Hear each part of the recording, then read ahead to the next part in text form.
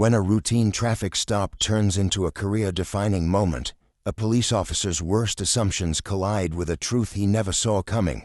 His target is the man who holds his future in his hands. The sun was starting its descent over the streets of Sacramento, painting the sky with streaks of gold and amber. Eric Porter was on his way home after a long day at the office. His sedan hummed softly as he adjusted the air conditioning, eager to shake off the day's stress. The radio played faintly in the background, a soothing antidote to the bustling city streets. He approached a yellow light, slowing down just as it turned red. That's when the blue and red lights erupted behind him, accompanied by the sharp blare of a police siren. Eric glanced in his rearview mirror, his brows furrowing slightly. He pulled over to the side of the road, rolling down his window as a police cruiser parked behind him. Out stepped Officer Bradley Lawson, mid-30s, with a buzz cut and a badge gleaming on his chest. Lawson adjusted his belt as he swaggered toward Eric's car, exuding the confidence of someone used to being in control. "License and registration," Lawson said curtly, his voice flat but laced with a hint of authority. Eric complied without a word, reaching into his glove compartment for his registration and handing over his driver's license. His movements were deliberate and calm, but he could feel Lawson's gaze scrutinizing him, as if searching for a reason to dig deeper. "Do you know why I pulled you over?" Lawson asked, leaning closer to the window. "I'm not entirely sure," Eric replied evenly, his tone polite but firm. "You didn't come to a full stop at the light," Lawson said, though there was a flicker of hesitation in his voice. Eric frowned but nodded slightly. "I see. I thought I slowed down in time, but I understand." Lawson didn't respond immediately. Instead, he lingered, his eyes narrowing as he studied Eric more closely. It wasn't just a routine stop anymore, at least not for Lawson. His posture shifted, subtly but noticeably, as if he had already decided this was more than a minor infraction. The officer glanced at the license in his hand. "You're not from around here, are you?" he asked. Eric hesitated for a fraction of a second before replying. "I moved here a few months ago. My address is on the license." But Lawson wasn't really listening. His questions were starting to take on an edge, just enough to suggest that he wasn't concerned about a traffic violation anymore. Eric's calm demeanor seemed to irk him, and he leaned in closer. "Where were you headed in such a hurry?" "Just going home," Eric replied. His tone remained steady, but the subtle shift in the air was impossible to ignore. Lawson didn't just see Eric as a driver anymore. He saw something else, something that warranted suspicion. Eric could sense the tension building, but he didn't flinch. Little did Officer Lawson know the calm exterior wasn't naivety, it was control. This was just the beginning. Lawson took a step back, folding Eric's documents with an exaggerated slowness before tucking them into his chest pocket. He straightened up, his expression shifting into something faintly smug, as though he'd already made up his mind about the man sitting in front of him. "Step out of the car for me," Lawson ordered. Eric's grip on the steering wheel tightened briefly, but his face betrayed no reaction. "Is there a specific reason for that, officer?" he asked, his tone measured. Lawson's lips twitched, but he masked it quickly. "I asked you to step out of the car. You don't want to make this harder than it has to be." The threat hung in the air, unspoken yet unmistakable. Eric exhaled slowly and opened the door. As he stepped out, Lawson's eyes flicked over him, sizing him up. Eric stood a little taller than the officer, his shoulders broad, but his demeanor unthreatening. His tailored suit suggested professionalism, his polished shoes hinted at someone meticulous and careful. Yet, none of that seemed to matter. Lawson gestured toward the front of the car. "Hands where I can see them." Eric complied, his movements calm and deliberate. "Is there something specific you're looking for, officer?" Lawson smirked faintly. "Just routine. We've had some incidents around here. You can never be too careful." Eric turned his head slightly, locking eyes with Lawson. "Incidents involving men in business suits driving sedans. Or does this have more to do with something else?" The question landed like a punch, and for a moment Lawson's composure faltered. He straightened up, his hand drifting toward his belt, more reflex than necessity. "Watch your tone," he said, his voice hardening. "I'm simply asking a question. Eric replied. There was no defiance in his voice, just a quiet firmness that seemed to unsettle the officer. Larson leaned closer, his eyes narrowing. You seem awfully familiar with how this works. You got something to hide. Eric let the silence stretch for a beat before answering. No, officer. I just believe in being clear about the reasons for an interaction like this. Transparency, you know. Larson scoffed, but didn't reply. He stepped back, pacing a small circle in front of the car. The dynamic was shifting in ways he couldn't quite grasp. Eric wasn't reacting the way most people would. There was no fear, no stammering, no nervous fidgeting. Instead, there was control, poise, and an unsettling calm that put Larson on edge. You seem pretty confident, Larson muttered, almost to himself. Like you think you know what's gonna happen next. Eric didn't rise to the bait. Instead, he tilted his head slightly. Confidence isn't the issue here, officer. Respect is. Larson froze for half a second, before turning back to face him. The smirk was gone now, replaced by something sharper, almost defensive. He opened his mouth to reply, but the words didn't come out. Eric's composure was throwing him off balance, and he didn't like it. As the silence stretched, the tension between them felt electric, and Larson was starting to realize this wasn't going to play out the way he'd expected. But instead of backing down, he doubled down. The real test was about to begin. Larson tapped his fingers against the holster on his belt, his frustration barely concealed. He wasn't used to being challenged, especially not by someone who looked like Eric. His gaze flicked back to the sedan, as though searching for a justification he hadn't yet manufactured. Turn around and place your hands on the hood, Larson said, his voice clipped. I need to check for weapons. Eric raised an eyebrow. Weapons? He repeated, his tone incredulous but still measured. Do I look like someone who's carrying a weapon?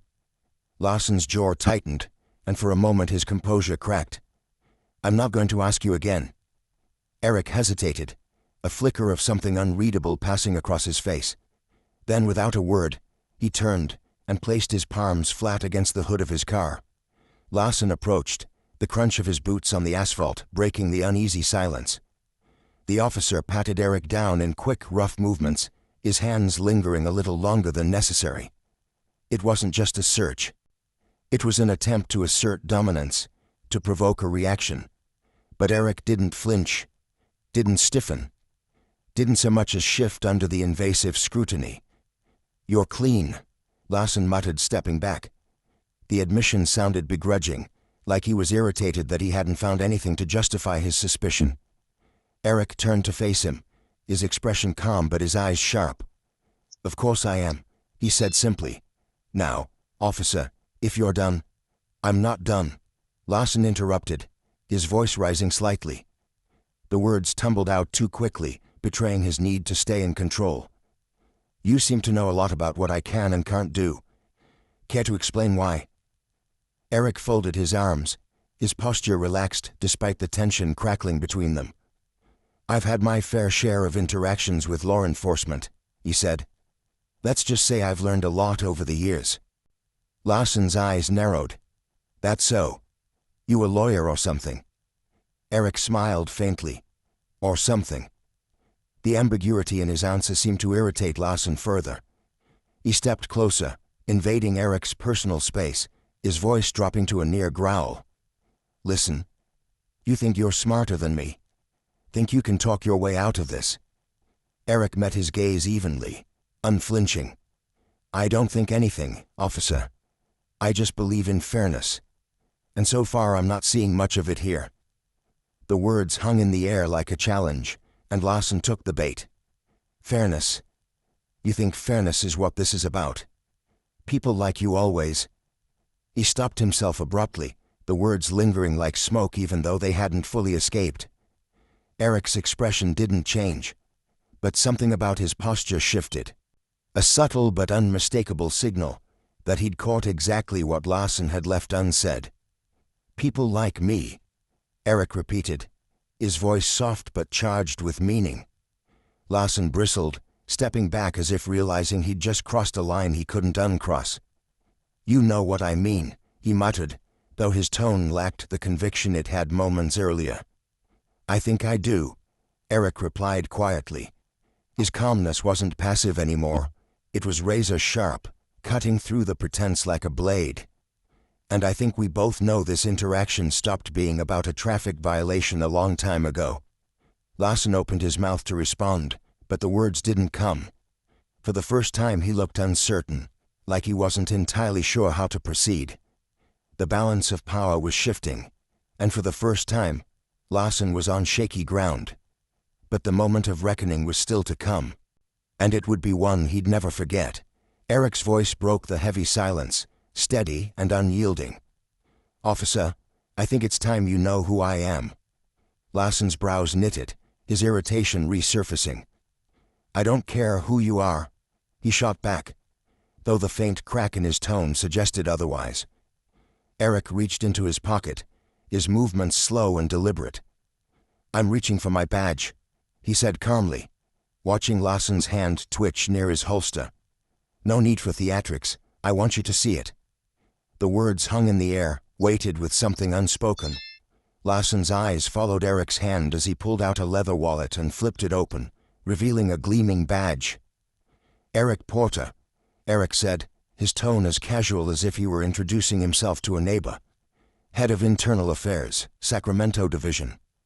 Larson froze. His eyes darted to the badge, then back to Eric's face, searching for some sign that this was a joke. But there was no humor in Eric's expression, only quiet authority and a hint of disappointment. "Internal Affairs," Larson repeated, his voice cracking slightly. "You're—" "Yes," Eric interrupted, saving him the trouble of finishing the thought. "I oversee officer conduct.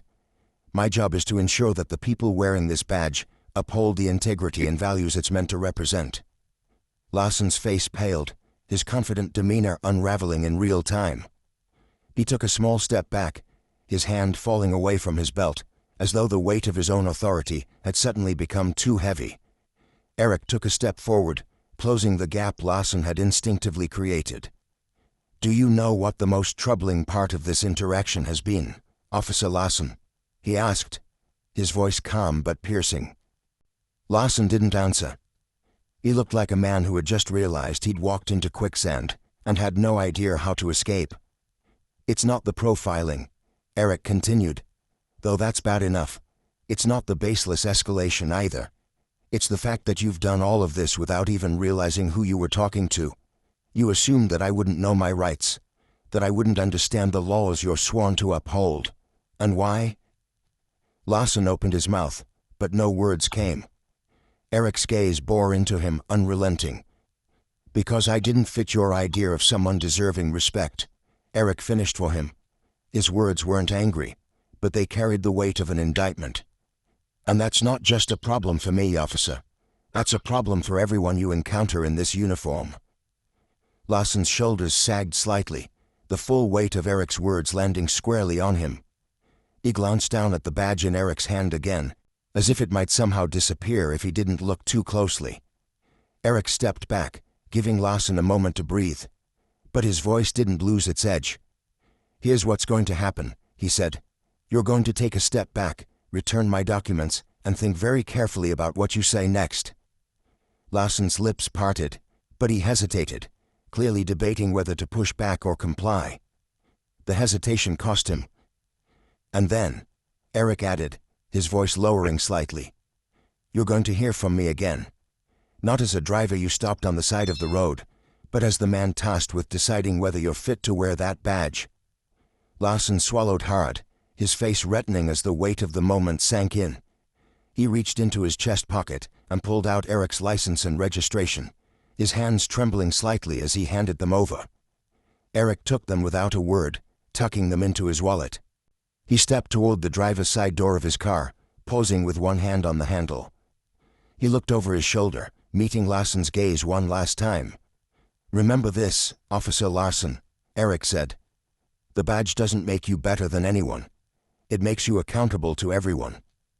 As Eric slid back into his car and started the engine, Larson was left standing in the fading light, his confidence shaken and his future uncertain. But for Eric, this was far from over. His next move would ripple through the entire department. The drive home was quiet, but Eric's mind was anything but. The encounter played over in his head, not because it was unique, but because it wasn't. Larson wasn't the first officer Eric had dealt with like this, and he knew he wouldn't be the last. But this time, things would be different. This time, Eric had the authority to act. The next morning, Eric sat at his desk, the early sunlight streaming through the blinds of his office at the Sacramento Police Department's Internal Affairs Division. A file sat open in front of him. Officer Bradley Larson. His record wasn't spotless. Minor complaints of unprofessional conduct, excessive stops, and vague misunderstandings that had never been properly addressed. Eric leaned back in his chair, his fingers steepled as he thought about the broader implications. Larson wasn't an anomaly. He was a symptom of a deeper problem, and Eric wasn't interested in putting a bandage on a bullet wound. A knock on his office door interrupted his thoughts. His assistant Linda stepped in, holding a stack of reports. "Morning, Mr. Porter. I've got the summary on last month's misconduct cases. Also, Chief Daniels wanted me to remind you about the department review next week." Eric nodded, taking the files from her. "Thanks, Linda. Can you also schedule a meeting with Chief Daniels for this afternoon? There's something I need to discuss with him." Linda hesitated, sensing the weight in Eric's tone. "Of course," she said, before slipping out of the room. Eric turned his attention back to Larson's file, but his focus wasn't just on the officer. This was bigger than one man and one interaction. It was about the culture that allowed someone like Larson to feel justified in his behavior. And if there was one thing Eric knew, it was that culture started at the top. Later that afternoon, Eric sat across from Chief Daniels in a conference room. Daniels, a seasoned veteran with salt and pepper hair and a no-nonsense demeanor, leaned back in his chair, listening intently as Eric recounted the traffic stop. "I could have written it off as just another bad interaction," Eric said, his voice steady but resolute. "But that would have been a mistake. Larson's behavior isn't an isolated incident. It's a reflection of how much work we still have to do." Daniels rubbed his temples, exhaling slowly. "This isn't the first time Larson's name has come up," he admitted. "But we've always handled it internally. Quietly." "And that's the problem," Eric replied. "Quiet doesn't fix anything. Quiet lets it keep happening. It's time to be loud." Daniels looked at him. The weight of the conversation etched into his face. "What are you proposing?" "A department-wide review," Eric said without hesitation. "Not just of individual officers, but of our training, our protocols, our accountability systems. We can't keep sweeping this under the rug. If we don't hold ourselves to a higher standard, how can we expect the community to trust us?" Daniels leaned forward, his hands clasped on the table. "You're going to ruffle some feathers with this." "Good," Eric said simply. "It's about time someone did." The following weeks were a whirlwind of meetings, interviews, and reports. Eric worked tirelessly, compiling data, speaking with officers, and holding public forums to hear directly from the community. The Larson incident became a catalyst for change, a turning point that forced the department to confront its flaws head-on. Larson, for his part, faced an internal hearing. Eric made no secret of his involvement, sitting across from Larson during the proceedings, and watching as the officer squirmed under the scrutiny. The hearing resulted in a suspension, but Eric knew the real victory wasn't in punishing Larson. It was in preventing the next Larson. Months later, Eric stood at the podium of a community event, addressing a room full of officers, city officials, and local residents. He spoke not of blame, but of responsibility, of the shared duty to create a system that worked for everyone. His words weren't just a call for accountability. They were a promise of change. "Justice isn't just about catching the bad guys," Eric said, his voice resonating through the hall. "It's about making sure the people sworn to protect and serve do so with integrity, fairness, and respect for everyone they encounter. That's the badge I believe in, and that's the badge we're building here, together." The applause was thunderous, but Eric didn't linger on it. For him, this wasn't the end of the story. It was the beginning of a better one. As Eric stepped down from the podium, he glanced at the faces in the crowd, some skeptical, some hopeful, but all listening. He knew change wouldn't come overnight, but it would come. And for now, that was enough. If this story resonated with you, share it with someone who needs to hear it. Let's start the conversations that matter, the ones that lead to change.